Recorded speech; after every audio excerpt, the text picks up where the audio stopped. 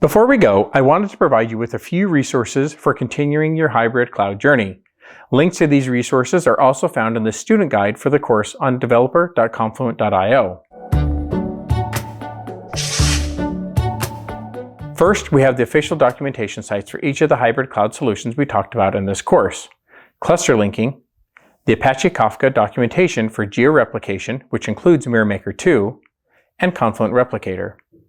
Depending on the reason for setting up your hybrid cloud, I also recommend checking out the sections on cluster migration, data sharing, and disaster recovery.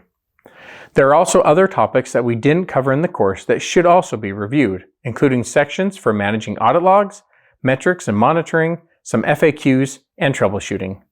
Be sure to bookmark the commands page as well, as it provides a quick reference for various commands you'll need to manage your cluster-linked environments.